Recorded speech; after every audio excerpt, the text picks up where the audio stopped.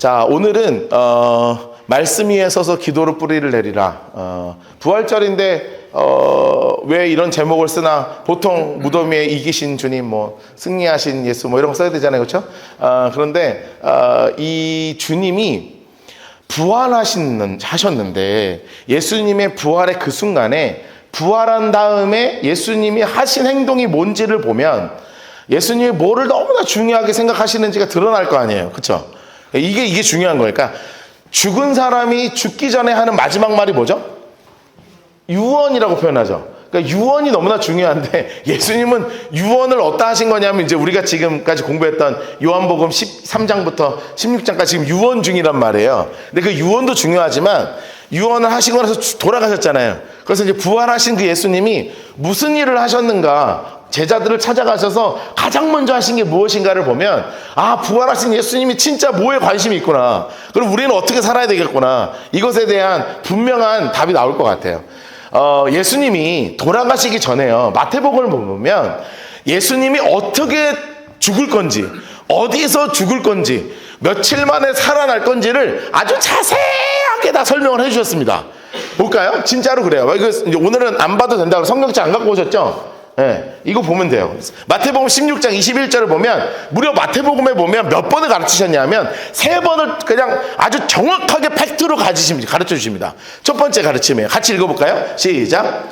이때부터 예수 그리스도께서 자기가 예루살렘에 올라가 장로들과 대제사장들과 서기관들에게 많은 고난을 받고 죽임을 당하고 제3일에 살아나야 할 것을 제자들에게 비로소 나타내시니. 그러니까 예수님이 어디로 가신 다음에 예루살렘으로 들어가시고 나면 대제사장들하고 서기관들한테 잡혀가지고 맞고 나서 실제로 죽고요, 며칠 만에 살아난다고요?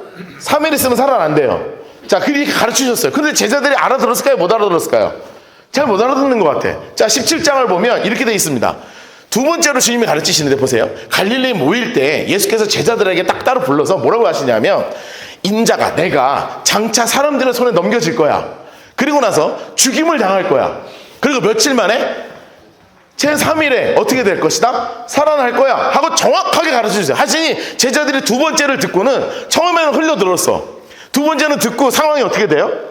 심각한 거죠. 이 양반이 왜 이렇게까지 세게 얘기하지? 16장에 얘기할 때, 며칠 전에 얘기할 때는 흘려들었는데 두 번째 얘기하니까 좀 가슴이 좀 울렁하잖아요. 그런데 여기서 멈추지 않으시고 세 번째 예수님이 아주 정확한 워딩을 또 하십니다. 자, 20장이에요. 20장. 자, 같이 읽을까요? 28절 19절 시작.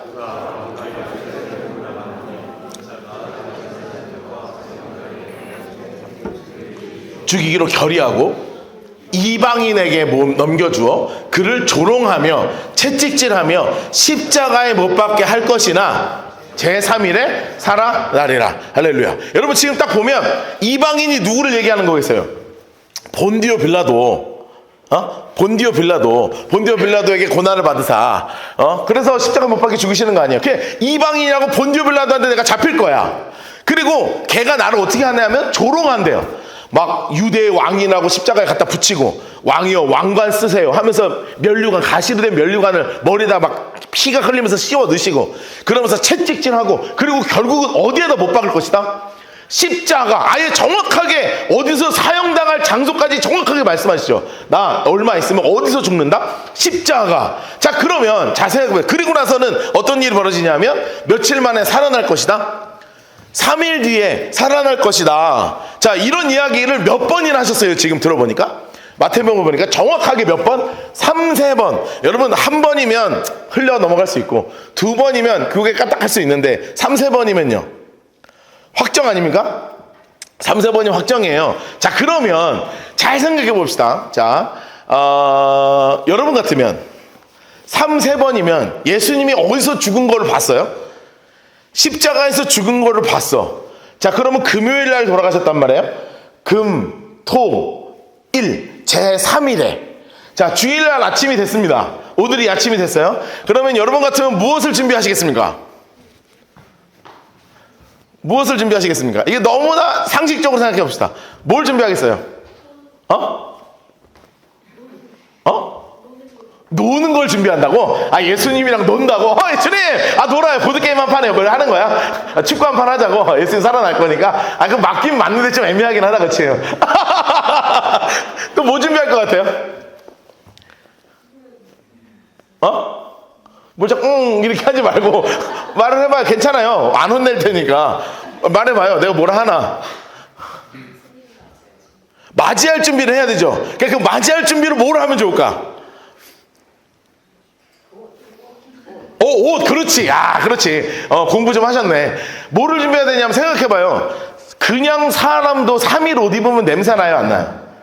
나죠? 그러면 죽었으면 냄새 날 것 같아요, 안 날 것 같아요? 엄청 나죠? 아우, 예수님 딱 살아나서 막 냄새 막 폴폴 난단 말이에요. 너무너무 냄새 나죠. 근데 옷을 새 거를 입기 전에 뭐부터 해야 돼요? 씻어야지. 그렇지. 정확하게 안 해. 3일 안 씻으면 기분 좋아요, 나빠요? 여러분 잘 모르죠? 안 씻어본 적이 없잖아요. 그렇죠? 안 씻어본 사람 몰라. 여러분 진짜 3일 안 씻으면요 온몸이 찌뿌둥합니다. 게다가 사흘 만에 막 몸이 썩는 냄새가 막 여기서 막 국물 나오고 막 썩었을 텐데 피 나오고. 여러분 따뜻한 목욕물 받아놓고요. 그 당시에 뭐 틀면 나오는 게 아니니까 목욕물 딱 받아놓고 주님 언제 오시나 따뜻한 물 막 준비해놓고 속옷 싹 개놓고, 그리고 나서 또 하나 마지막으로 준비할 게 있어요. 그렇지. 예수님이 생전에 제일 좋아하는 음식 준비해놔야 될 거 아니에요. 안 그래요? 예수님, 여러분, 그러니까 인간적으로 생각해보자고. 3일을 밥을 안 먹었는데 배고파요, 안 고파요? 죽었다 살아났으면 배고플 거 아니야. 나는 어제 저녁 먹고 오늘 아침 배고픈데. 여러분 안 그러냔 말이에요. 3일을 죽다가 살았는데, 정말 죽다 산 거 아니에요. 3일을 죽다 살았으면 배가 고파도 얼마나 고플 거예요. 그러니까 나 같으면 이 정도 워딩을 썼으면 3번을 똑같이 가르쳤으면 제자들 11명, 이제 가론자는 갔으니까 11명하고 거기 계시는 여자 성도님들하고 막 막달라 마리아, 뭐 마리아 엄마 뭐 해가지고 막 파티 여기다 이런 거 장식해놓고. 너무 이쁘죠? 우리 청년이 어제 이렇게 탁 하고 제가 우리 아내랑 이렇게 올라가가지고 제가 천 막 늘어뜨리고 막 한 거거든요. 너무너무 이쁘잖아요. 그래서 내가 오늘 이걸 보면서 무슨 생각을 했냐면, 우리 교회 나중에 스몰 웨딩장으로 빌려줘야 되겠다. 혹시 우리 청년들 스몰 웨딩 하실 거면 우리 교회에서 하세요. 내가 이 정도 해줄게. 아주 싸게 빌려줄 테니까 걱정하지 마. 그리고 내가 밥을 고민했어요. 밥을 어디서 해야 되냐. 저기 앞에 그냥 국밥 이제 하면 돼. 한우 국밥집 연결해 줄 테니까 10,000원에 아주 그냥 저렴한 스몰 웨딩으로 가. 인생 뭐 결혼식에 막 2,000, 3,000 쓸 거 없어. 그냥 우리 교회에서 그냥 친지들 하고 친척들하고 진짜 가까운 애들 몇 명 데리고 그냥 결혼식 하면 주례도 여기 있지. 걱정하지 마. 너무너무 이쁘잖아요. 나 웨딩 사업하고 싶더라고. 이거 해놓으니까. 스몰 웨딩 사업. 우리는 어차피, 내가 보니까 아침에 글 세봤더니 좌석이 몇 석 나오냐? 70석 정도 나오겠더라고. 70석이면 충분하잖아요. 그래갖고 여기 버진로도 딱 깔고, 여기 꽃장식만 좀 새롭게 하면, 그리고 내가 금액도 어느 정도 생각해놨어요. 대여비랑. 여러분 원하시면 내가 다 해드릴게요. 그래가지고 이렇게 막 이런 거 해놔야 될 거 아니야. 막 꽃 막 붙여놓고 옆에 목욕탕 몰래 이렇게 해놓고 속옷 제일 깨끗한 거 새로 해놓고 겉옷 제일 예쁜 거 준비해놓고 예수님 평소에 생전에 좋아하셨던 음식들이 있단 말이에요. 여러분 제가 늘 음식 얘기 하나씩 하잖아요. 내가 진짜 기가 막힌 예루살렘 음식 설명 하나 해드릴까? 여러분 예루살렘에 가면 뭐를 먹냐 하면 동그란 빵을 먹어요. 동그란 빵. 근데 이 동그란 빵이 안이 비어 있어요. 우리 그거 알아요? 중국식 호떡 알죠? 그런 공갈빵 있잖아. 근데 그런 공갈빵이 아니라 약간 퐁신퐁신한 그런 빵이야. 그럼 그걸 반을 딱 갈라요. 그럼 그 안에 뭐를 넣는 거냐면, 이스라엘에는, 예루살렘은 정말 기가 막히게 야채가 너무너무 신선해. 낙농업하고요, 이 야채 쪽하고 농업 쪽이 정말 발달해 있거든. 그래서 양파도 신선하고 토마토 신선하고 오이 신선하고 막 파프리카 신선하고 막 정말 아주 싱싱해요. 그거를 이제 요만하게 조각조각 잘라가지고 올리브유랑 소금이랑만 간을 해서 다 이렇게 버무리잖아요.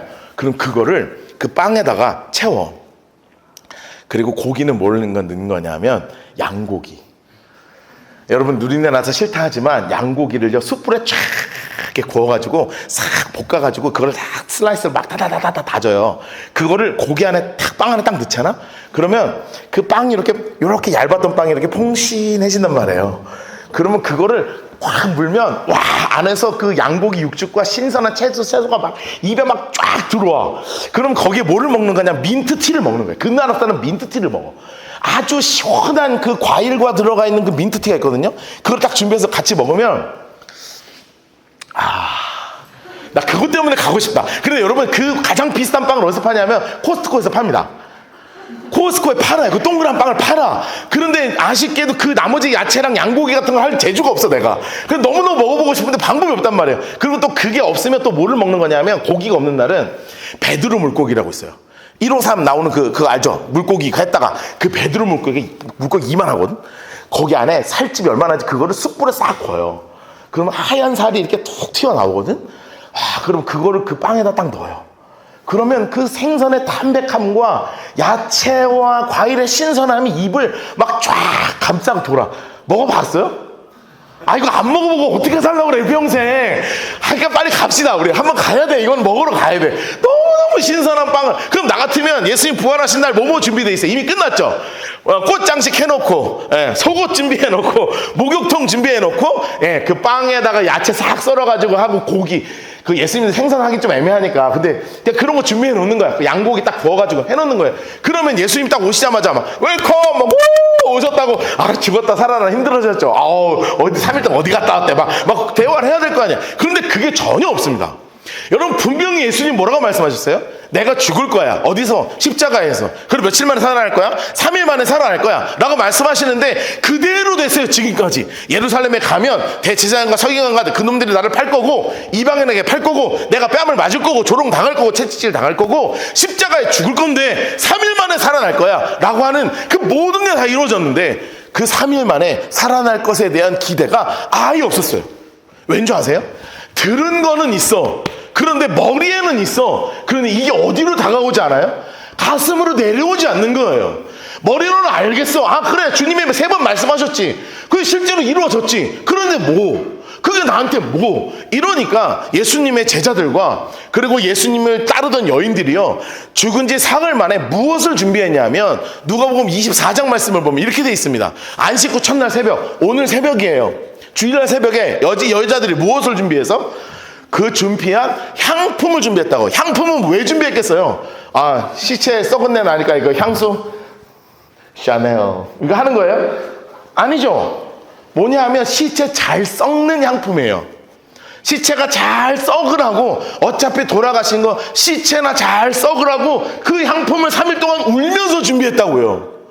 여러분, 다시 한번 분명하게 알아야 돼요. 예수님은 어떻게 하신다고 약속하셨어요? 3일 만에 살아난다고 하셨어. 그런데 이것이 믿음으로 다가와야 안 와요? 안 온단 말이에요. 알기는 알아. 이미 배웠으니까. 3일 동안 3번이나 말씀하셨으니까. 머리로는 아는데 믿음으로 다가오지 않는 거예요. 그러니 실제적인 상황이 벌어져도 이게 믿음으로 반응이 나타나지 않고 예수님을 반갑게 맞이하는 게 아니라 그의 죽음을 기념하기 위한 준비물을 하고 움직였단 말이에요.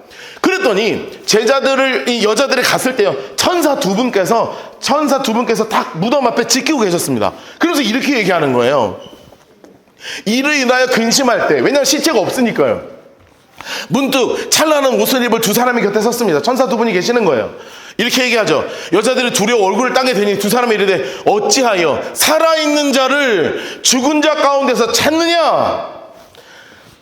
여기 계시지 않고 살아나셨다. 갈릴리에 계실 때 너희에게 어떻게 말씀하셨는지를 무엇하라? 기억하라. 너희가 예수님이 분명하게 가르치신 그 말씀을 기억하라. 그랬더니 생각해보니까 뭐라고 말씀하셨어요? 사흘 만에 살아난다고 하셨네? 오호! 그래서 제자들한테 막 뛰어갑니다. 여인들이요, 준비한 향품이 뭐가 중요해. 이제부터 예수님 맞을 준비해야 될 거 아니에요. 그래서 막 뛰어가요. 그래서 사도들 11명 남아있는 분들한테, 거기 아마 저기 한 10분 정도 계셨던 것 같아요. 그 의심 많은 도반은 그때 안 계셨고, 베드로부터 시작해서 막 한 10여 분하고 수없는 여인들하고 이제 나머지 제자들이 막 근심하고 있는 거예요. 우리 앞으로 어떻게 살아야 되냐? 예수님 어떻게 하셔야 되냐? 이런 거 고민하고 있는데 여자들이 막 뛰어오면서 이야기합니다. 베드로 사도님, 예수님이 살아나셨습니다. 예수님이 살아나셨어요. 그랬더니 제자들이 뭐라고 그랬는 줄 아십니까? 여러분 같으면 어떻게 하겠어요? 진짜? 말씀하신 대로 됐어? 와, 어떡하냐? 진짜네? 했어야 되잖아요. 그런데 베드로를 포함한 제자들의 반응이 이렇습니다. 사도들은 그들이 말이 허탄한 듯 들려 믿지 않았다. 여러분, 말이 허탄한 듯이 이게 무슨 뜻인 줄 아십니까? 헛소리란 뜻이에요. 집사님, 헛소리 좀 하지 마. 죽었잖아. 우리 눈앞에서 봤잖아, 예수님 죽은 거. 권사님, 죽은 사람 살아나는 거 봤어요? 헛소리 좀 하지 마. 어떻게 죽은 사람이 사나? 아무리 신앙이 좋아도 죽은 사람은 안 살아요. 왜 그래? 라고 제자들이 얘기했다고요. 그러니 여인들이요, 너무나 이게 답답하잖아요, 제자들의 반응에. 그래서 베드로를 끌고 갔다고요. 베드로를 끌고 가요. 그런데 나중에 우리가 이제 천국 가면 베드로 우리 사도님을 만나면 할 말이 몇 개 있는데 조금 애매했어 지금. 한 행동을 보면 애매해. 볼래요? 어떤 행동을 했는지 봐봐요. 베드로는 일어났어. 궁금하니까. 또 우리 베드로 사도님은 또 뭔가 하시잖아, 이 양반은. 그래가지고 일어났어. 그래서 무덤으로 달려가요. 또 이 양반 걸어가지 않습니다. 뭔 말인지 알죠? 무리를 하여튼 걸어야 되고, 이 양반은 하여튼 뭐 지가 좀 해야 돼. 그러니까 뛰어가. 막 궁금해하고 막 헐레벌떡 뛰어가서 구부려 봐니까 세마포만 있네 진짜. 그러니까 그된 일을 어떻게 여기며? 놀랍게 여기며 어떻게 하더라? 집으로 가더라. 그러니까 이상하네. 시체가 어디 갔지? 이상하네. 이러고 간 거예요. 이상하잖아. 여러분 지금 성경이 흘러가는 모습을 보면 아주 허탄하게 그리고 돌아가요. 자, 지금 보세요. 실제로 부활의 사건이 일어났습니다. 그런데 이것을 제자들이 받아들여요, 못 알아들어요? 못 받아들여요. 알아요, 몰라요? 아는데 받아들여요, 못 받아들여요? 못 받아들인단 말이에요. 그런 상황에서 예수님이 부활하신 다음에 첫 번째 찾아가신 사람들이 있습니다. 그 사람이 바로 누구냐면 엠마오를 향해 가는 2명의 사람이에요. 한 사람의 이름은 정확하게 나와요. 글로바라는 한 사람과 또 한 사람의 이름은 나오지 않습니다. 이 글로바와 또 한 사람이 그냥 아침에 이야기를 다 들었어요. 죽은 거 봤어, 눈으로. 그리고 아침에 여인들이 찾아와서 막 예수님이 살아났다는 얘기를 들었어. 그리고 베드로가 그걸 보고 이상히 여겼다는 걸 들었어요. 그리고 나면 기다려야 될 거 아니에요. 근데 무슨 일을 하냐면, 그래서 뭐 죽은 사람이 어떻게 살아? 이상한 소리 하는 사람들이네. 여기 다들 맛이 갔구만 하고 이 2사람은 예수님을 떠나서 엠마오로 걸어가는 거예요. 여러분 13절을 보면 이렇게 나와 있습니다. 그날에 그들 중 2이 예루살렘에 25리 되는 엠마오라 하는 마을로 가는 겁니다. 여러분 그때 누가 나타나셨어요? 엠마오로 가는 2 제자 옆에, 바로 옆에 예수님이 짠하고 나타나셨어요. 근데 그들이 눈이 어두워져서 이분이 누군지를 못 알아보는 거예요. 여러분 이거 정말 속상한 상황 아닙니까? 여러분 제가 포항 지나가는데 여러분이 나 못 알아보면 내가 속상하지 않을까요? 나도 여러분 못 알아보면 여러분들도 속상하지 않을까? 저 목사님 같은... 목사님 뭐 이렇게 하면 좀 이상하잖아. 나도 막 이렇게 하고 여러분도 목사님 뭐 이렇게 해야지 서로 즐거운 거지. 목사 누구? 그래서 이렇게 얘기를 하는 거예요. 예수님이 뭐라 하시냐면, 야 도대체 무슨 일이 요즘 있습니까? 그러니까 이 제자 2이 예수님한테 뭐라 그러냐면 예수님한테 예수님이 모르지. 아니 당신은 누군데 이런 놀라운 일들이 있는 걸 뭐든 모르냐. 3일 전에 예수라고 하는 사람이 죽었다. 그런데 내가 오늘 아침에 소식을 들었는데 살아났다더라. 야, 그거 참 희한한 일이네. 이걸 누구한테 지금 얘기하는 거야? 예수님한테 그 얘기를 하는 거야. 그러니까 예수님 기분 되게 나빴을 거라고. 여러분 그거 생각하면 나랑 같이 걸어가는데 혹시 그 라이트하우스 포항 아세요? 거기 요즘 좀 괜찮다는데. 막 이런 얘기 들으면 나는 거기 목사인데요. 막 이렇게 할 수도 없고 되게 애매한 상황이 된 거예요. 그러면서 예수님이 무슨 일을 하시냐면, 잘 보세요. 이렇게 나를 못 알아보고 부활을 경험했고 예수님이 부활해서도 나타나신 걸 눈으로 봤음에도 불구하고 못 알아먹는 사람들에게 예수님이 질책하셨을까요? 야 이씨, 일로 와 차려, 앉아, 일어, 뒤로 치심, 앞으로 치심, 일로 와, 전속력으로 박는다, 시작하고 막 둘을 박고 했을 것 같아요? 아니죠. 예수님이 하신 행동이 뭔지 봅시다. 이르시되 미련하고 선지자들이 말한 모든 것에 마음에 더디 믿는 자들이요. 여러분 다시 얘기합니다. 머릿속에는 있지만 가슴으로 오지 않아. 믿음이 불완전한 자들이라는 뜻이에요. 그런 사람들에게 주님 무슨 일 하셨냐? 예수님이 하신 행동이 있어요. 그 다음 절 보여주세요. 27절 같이 읽읍시다. 시작. 이에 모세와 글로 시작하여 모든 성경에 쓴 바 자기에 관한 것을 자세히 설명하시더라. 여러분 다시 한번 생각해 봅시다. 예수님이 부활하셨습니다. 그 부활하신 주님이 엠마오라고 가는 그 2 제자를 일부러 처음 찾아가셨습니다. 그리고 자기를 알아보지도 못하는 그 친구들에게 무엇을 가르치셔요? 여러분 이게 뭐예요? 모세와 모든 선지자의 글로 시작해서 모든 성경에 쓴 바 자기에 관한 것을 어떻게 하시더라? 자세히 설명하시더라. 여러분, 예수님이 살아나셔서 하신 첫 번째 행동이 뭐예요? 성경 가르치신 거예요. 부활하신 예수님의 가장 먼저 된 행동이 뭐예요? 성경 가르치신 거예요. 여러분, 이 친구들이 이 예수님의 성경을 그동안 안 배웠겠습니까? 3년 동안 공생애 하는 동안에 예수님이 수없이 성경을 가르치셨어요. 그런데 그동안 가슴에 왔어요, 안 왔어요? 안 왔단 말이에요. 어디에만 있어요? 머리에만 있단 말이에요. 그런데 이 머리에만 있는 게 내려오질 않는 거예요. 근데 부활하신 예수님이 이 자신의 모든 성경에 대한 이야기, 시편에 나와 있는 거, 이사야에 나와 있는 거, 예레미야에 나와 있는 거, 에스겔에 나와 있는 거, 시편에 나와 있는 수없는 자신에 대한 이야기들을 하나하나 풀어서 이게 나야, 이게 나야, 이게 나야, 이게 나야 가르치실 때 이들의 영혼이 어떤 일이 벌어지는 줄 아십니까? 그 다음 구절 보여주세요. 32절입니다. 우리 같이 한번 읽을까요? 시작. 그들이 서로 말하되 길에서 우리에게 말씀하시고 우리에게 성경을 풀어주실 때 우리 속에서 마음이 뜨겁지 아니하더냐. 여러분, 예수님의 모든 관심은 어디에 있었냐 하면 우리가 말씀 위에 서는 것에 있었습니다. 여러분, 예수님은 이제 올라가세요. 부활하시고 40일 있다 올라가십니다. 40일 동안 이 제자들에게 몇 번 나타나시냐면 11번 나타나세요. 11번 나타나는 가장 소중한 순간들이 벌어져요. 그 중에 2번은 무엇 가르치셨는 줄 아세요? 성경 가르치셨습니다. 11번 중에 그 2번은 무엇을 가르치시냐면 성경을 자세히 풀어서 알려주시는 거예요. 여러분, 이 엠마오로 가는 두 제자들에게만 그런 일이 벌어졌는 줄 아세요? 이 엠마오로 가는 두 제자가 너무너무 가슴이 뜨겁잖아요. 그러니 가던 길을 멈추고요. 다시 예루살렘으로 돌아가요.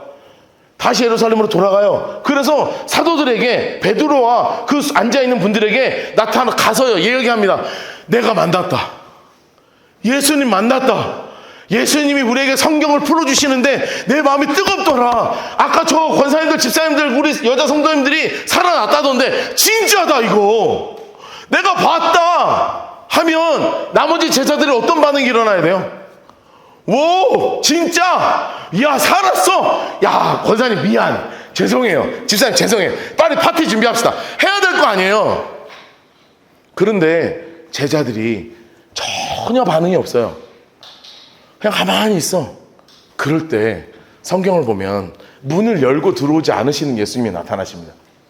뭐 똑똑똑 두드렸다거나 뭐 이런 게 없어. 갑자기 예수님이 나타났대. 나 너무 신기해. 난 정말 타임머신 타고 나면 그때를 꼭 들어가 보고 싶어요. 벽을 뚫고 왔을까? 아니면 창문으로 이렇게 기어 들어온 건 아닐 것 같고 이제 문을 이렇게 통과하신 건 애매한데, 그렇죠? 그러면서 뭐라 하시는 줄 알아요? 그 유명한 말씀을 하십니다. 샬롬. 진짜 성경에 그렇게 써 있어요. 자, 마태 누가복음을 마저 보면 이렇게 돼 있습니다. 그렇죠? 막 제자들 이 말을 할 때가 뭐냐 하면 엠마오로 가는 두 제자가 친히 그 제자들한테 예수님 살아났다는 얘기를 한다는 거예요. 그때 예수께서 친히 그들 가운데 서서 이르시되 뭐라고요? 너희에게 평강이 있을지어다. 이거를 히브리어로 하면 샬롬, 샬롬, 샬롬 하고 딱 나타나니까 여러분 같으면 문 다 닫혀 있었는데 갑자기 예수님 나타나가지고 샬롬 이렇게 하면 여러분 어떤 생각 드실 것 같아요? 이 제자들의 반응은 뭔지 아십니까?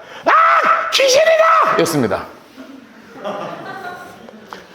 진짜로 거짓말 안 하고 진짜 성경에 그렇게 써 있어요. 나는 거짓말 안 해. 그러니까 제자들이 예수님을 딱 보자마자 오 지저스 한 게 아니야. 예수님 부활 축하 이런 거 없습니다. 귀신이다! 이거였어요. 진짜 성경에 그렇게 써 있다니까. 37절 보세요. 그들이 놀라고 무서워하며 그 보는 것을 뭐로 생각하는지라? 영어로 하면 고스트를 번역하면 귀신. 그런 거야. 귀신이다. 그러니까 예수님이 샬롬. 이게 지금 뭐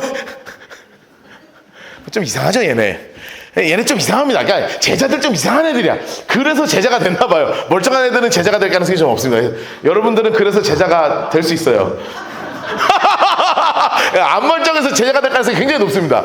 그래가지고 예수님이 제일 놀라가지고 의심을 하니까 그러니까 마음에, 그러니까 주님이 뭐라고 하세요? 예수님이 너네 어찌하여 두려워하냐? 너네 어찌하여 마음에 의심이 일어나? 약간 긁혔어. 우리 예수님 약간 좀 긁혔어, 그렇지?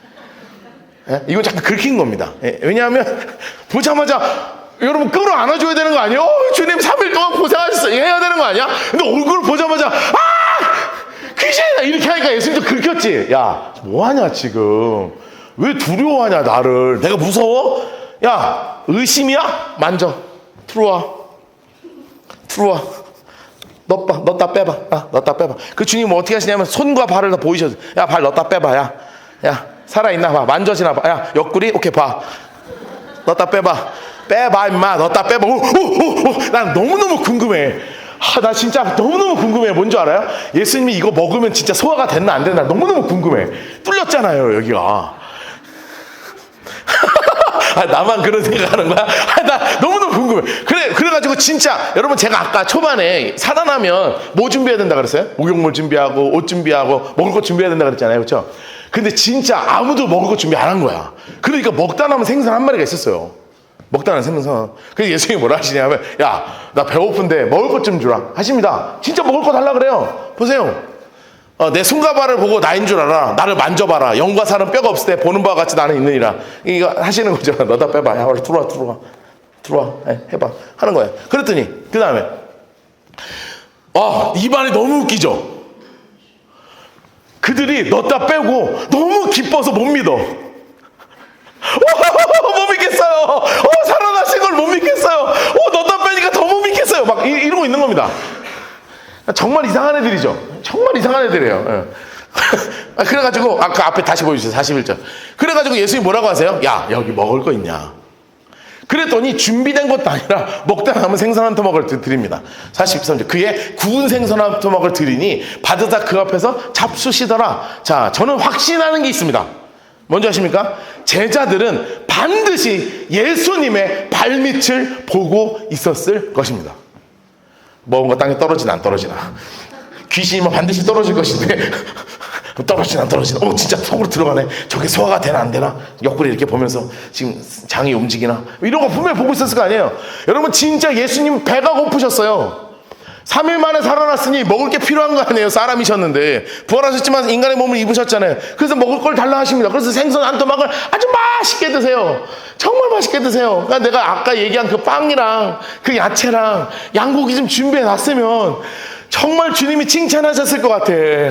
너 착하고 충성된 종아, 너가 나를 위하여 음식을 준비하였으니 복의 복을 받을지어다. 이게 얼마나 막 복을 받았을 텐데 먹다 남은 거 대충 식은 거 살짝 이렇게 전자레인지 데펴 갖다 드리니까 이게 말입니까 이게? 이게 이상한 걸 하는 거예요. 그런데 잘 생각해 봐요. 부활하신 예수님이 엠마오로 가는 두 제자들에게 뭐를 가르치셨어요? 성경 가르치셨죠. 그러면 이 의심이 가득해 있는 제자들에게 뭐를 가르치셨을까요? 성경이죠. 읽어볼까요? 이르되, 같이 읽겠습니다. 시작. 또 이르되, 내가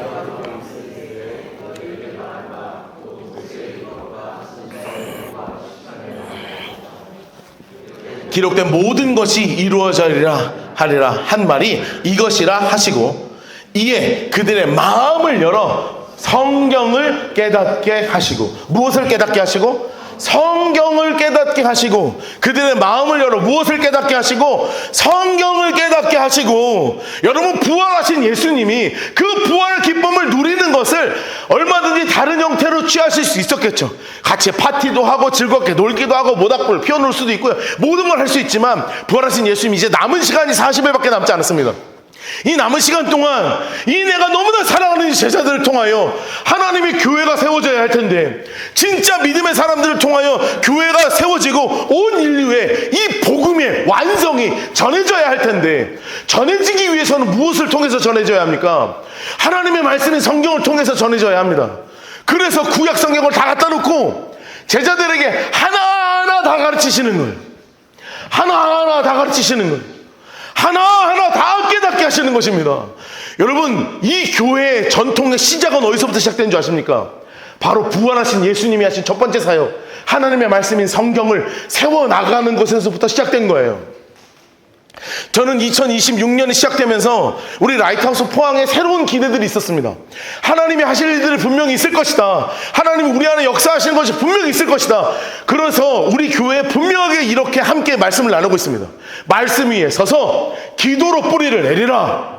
여러분, 우리가 신앙에 온전하게 서기 위해서 예수님의 관심 그대로의 우리의 관심이 되어야 합니다. 예수님의 관심이 우리의 관심이 되어야 해요. 부활하신 예수님이 가장 먼저 하신 죽었다 살아나신 그분이 하신 가장 먼저 된 행동이 무엇이었어요? 내 사랑하는 자들에게 하나님의 말씀인 성경 위에 굳게 서게 하신 것입니다. 여러분의 삶이 말씀 위에 서지 않으면 무너집니다. 행위적인 거 무너집니다. 현상적인 거 무너집니다. 정말 그렇게 돼요. 여러분, 제가 예전에 사역할 때요, 현상적인 신앙이 저에게 너무나 중요한 것 중에 하나였던 적이 있었어요. 저는 성경을 별로 중요하게 생각하지 않았던 목사입니다. 여러분, 제가 이렇게 성경 가르치는 목사가 될지는 나도 몰랐어요. 제가 전사 때 정말 기도에 심취했었습니다. 여러분, 제가 기도 사역을 엄청나게 했었어요. 정말 24시간 기도의 집 이런 거 같이 하면서 계속 기도하고 찬양하고 실제로 성령의 역사하신 일이 일어났었습니다. 손을 대서 기도하면 뒤로 나가서 떨어지고요. 제가 지난번에 말씀드렸지만 진짜 온갖 영적 현상들이 막 벌어졌어요. 수련회 하면 아이들이 막 방언이 터지고요. 정말 막 놀라운 현상들이 막 벌어져요. 눈앞에서 그런 현상들이 벌어지더라고요. 그런데 제가 그런 사역 지금 해요, 안 해요? 안 합니다. 왠지 아세요? 그렇게 눈에 보이는 어떤 영적 현상에 치중하다 보니까 신앙이 무너지더라고요. 중요한 것이 바뀌어요. 제가 그거 하다가 정말 화가 난 적이 있었습니다. 그런 집회가 있었어요. 어떤 목사님이 오시는데 제가 사역하던 교회에서 그런 집회가 3일 동안 열렸습니다. 사람들이 막 흥분을 해요. 찬양을 하면 정말 영적이었습니다. 기도가 막 뜨겁게 터집니다. 그런데 그분이, 내가 첫날 집회까지는 그냥 그렇다 내가 마음속에 동의하고 들었는데요, 그날 첫날 마지막에 뭐라 그러냐면, 마지막 날 3일째 날 되는 날 내가 여러분들을 위해서 한 명 한 명 안수할 텐데 그것을 위해서 두 가지 중에 하나를 사오라는 거예요. 뭔지 아세요? 손수건이나 지갑을 사오라는 거예요. 그래서 뭔 말인가 들어봤더니, 내가 기도하면, 손수건에 기도하면 이 손수건을 갖다가 병자한테 나면 낫는다는 거예요. 내가 기도하면, 지갑에 기도하면 지갑 안에 $100가 생긴다는 거예요. 여러분, 제가 그걸 보고 경악을 했습니다. 기독교가 저질이 돼도 어떻게 이렇게 저질이 될 수 있나? 목사가 기도해서 지갑에 $100 생기는 거를 흥분해가지고요, 그날 그 집회 참석한 청년들 다 백화점 가서 지갑 사왔어요. 알아요? 다 백화점 가서 새 지갑 사왔다고. 성령 기도받고 $100 생긴다고요. 여러분, 생겼을 것 같아요? 안 생겼을 것 같아요? 안 생겼어. 안 생겨도 문제지만 생겨도 문제죠. 그게 뭐라고? 눈에 보이는 현상으로 자꾸 뭔가를 받으려고 하는 거예요. 특별한 기도의 운동들이 벌어지잖아요. 막 특별한 역사하시는 분들이 있으면 흥분하잖아요. 그런데 예수님이 부활하시자마자 기적을 안 일으키셨단 말이에요. 예수님이 부활 다음엔 기적을 안 일으키셨어요. 부활 다음에 뭐 가르치셨어요? 말씀으로 세우셨단 말이에요. 여러분의 삶이 무엇으로 서야 해요? 말씀으로 서야 해요. 말씀으로. 이것이 먼저 서지 않으면 그 뒤에 게 다 무너지는 거예요. 모래 위에 지은 집밖에 되지 않습니다. 말씀 가운데 서야 반석 위에 지은 집 되는 거예요. 그래서 예수님이 진짜로 성경을 가르치십니다. 그리고 명령하세요. 너네 여기서 머물러. 예루살렘에 그대로 있어. 그래서 나 올라간 다음에 성령께서 오실 거야. 모여서 기도해. 여러분, 우리 교회가 뭐 한다고요? 말씀 위에 서서 무엇으로 뿌리를 내린다? 기도로 뿌리를 내린다. 여러분, 교회가 딱 이 두 가지로 세워진 거예요. 예수님께서 부활하신 다음에 성경 가르치시고 120명이 모여서 기도하기 시작합니다. 여러분, 누가복음의 저자가 누구죠? 누가입니다. 사도행전의 저자가 누구죠? 누가입니다. 사도행전과 누가복음은 누가라고 하는 의사가 사도 바울을 쫓아다니면서 예루살렘에서 예수님의 기록들을 다 모으면서 쓴 책이에요. 예수님이 어떤 분인지, 그리고 성교회는 어떻게 생겼는지 쓴 책이에요. 누가복음의 마지막 24장과 사도행전은 이어지는 책입니다. 그 사도행전 2장 말씀을 보면 그렇게 말씀 가운데 예수님이 세우신 그들이 그 전에는 말씀에 순종하지 않았습니다. 부활했다 3일에 살아났다고 하셨는데 아무도 안 믿었다고요. 그런데 예수님이 마지막에 성경을 가르치시고 정확하게 명령하세요. 예루살렘에 머물러라. 성령을 기다려라. 그리고 그들이 보이지도 않는 성령을 예수님이 승천하신 다음에 마가의 다락방에 모여서 120명이 매일같이 10일 동안 기도가 시작됩니다. 여러분, 그 10일이 끝나는 그날 그 안에 무슨 일이 벌어졌는 줄 아세요? 사도행전 2장 말씀입니다. 같이 읽읍시다. 2장 1절부터 4절 시작.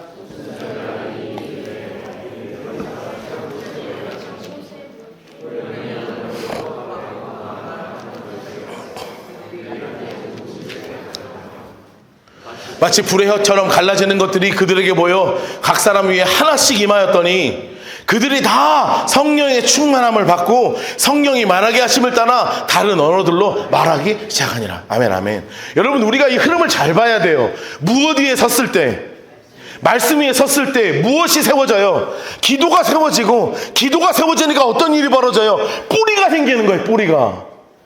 그래서 이것을 통해서, 이 사건을 통해서 사도행전에서 나타난 이 마가의 다락방에서 성령이 임하시는 사건을 통해서 교회가 시작됩니다. 여러분, 우리가 코로나 때 다 알게 됐죠?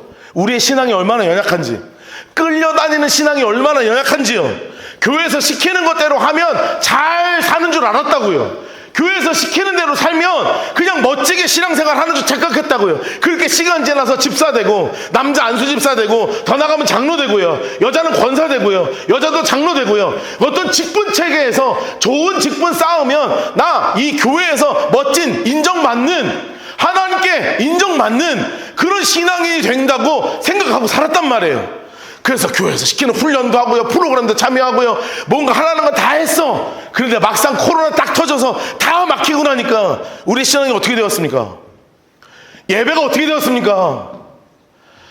그냥 잠옷바람에 그냥 TV 켜놓고요, 그냥 멍 때리다가 끝나면 그냥 TV 끄고 다른 거 바로 틀어버리고요, 하나님 말씀 가운데 제대로 서지도 않고요.